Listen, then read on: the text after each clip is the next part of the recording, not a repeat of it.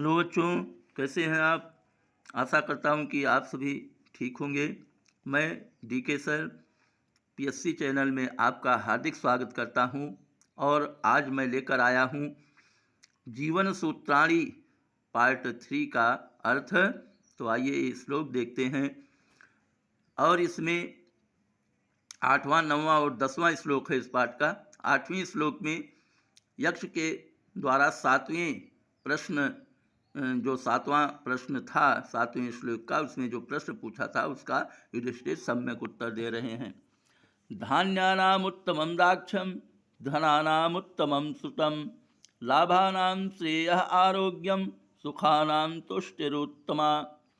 धान्यानाम, धान्यों में, धान माने क्या होता है?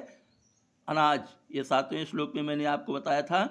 धान्य, धन और धान्य दो चीज़ें होती है। धन धान्य, धन माने धन होता है जो रुपया पैसा, और धान्य कहते हैं अनाज को, जैसे धान, गेहूँ, चना, जौ, मटर, ये सभी तो धान्य है, अनाज जिसे खाकर हम अपना जीवन चलाते हैं।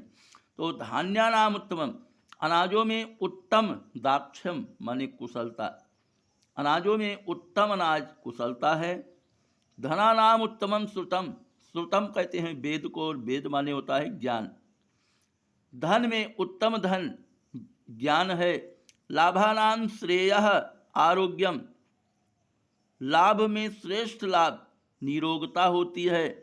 सुखानाम, सुखानाम उत्तमम संतुष्टि, तुष्टि लिखा है, तुष्टिरुत्तमा, तुष्टि माने संतुष्टि।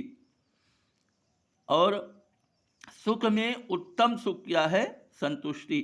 अगर आप संतुष्ट हैं किसी चीज़ से तो जान लीजिए कि आप सुखी हैं। इसलिए युधिष्ठिर ने इसमें बहुत अच्छा उत्तर दिया था। उम्मीद करता हूँ कि ये श्लोक आपको अर्थ याद हो गया होगा।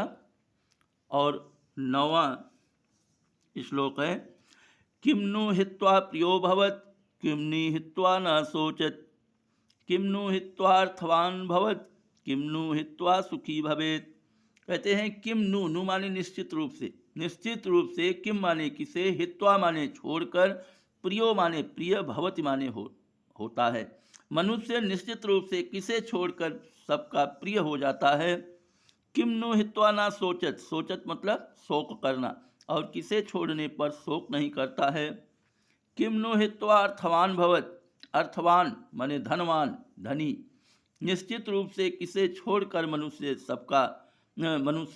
सबसे धनी हो जाता है।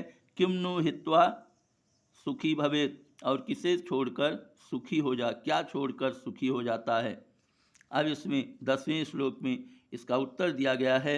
मानम हित्वा प्रियो भवत क्रोधम हित्वा न शोचत कामम हित्वा अर्थवान भवत लोभम हित्वा सुखी भवेत। कहते हैं युधिष्ठिर कि हे यक्ष, मानम हित्वा प्रियो भवत, अगर आदमी अहंकार छोड़ देता है तो वो सबका प्रिय हो जाता है।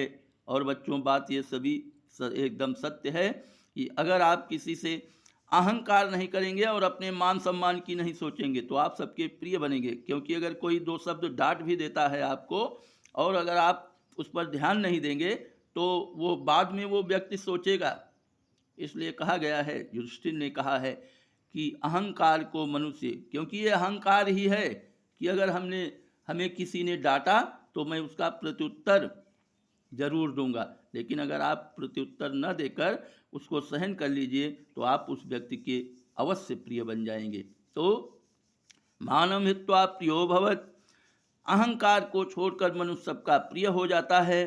क्रोधम हित्वा न शोचत, और क्रोध को छोड़ने पर शोक नहीं करता है।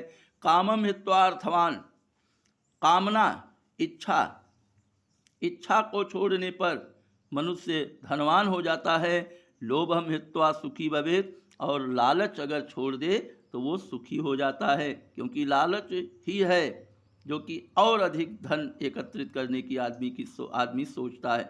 इसलिए लोभम हित्वा सुखी भवेत, लोभ को छोड़ने पर मनुष्य सुखी हो जाता है। उम्मीद करता हूँ कि ये प्रश्न आपको अच्छी तरह से समझ में आ गया होगा। ये इसका अर्थ। अब आज का हमारी ये संस्कृत खंड ही समाप्त होती है, और आपसे निवेदन है कि वीडियो को लाइक, सब्सक्राइब कमेंट अवश्य कीजिए।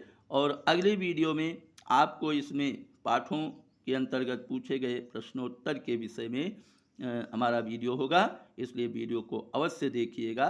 Best of luck.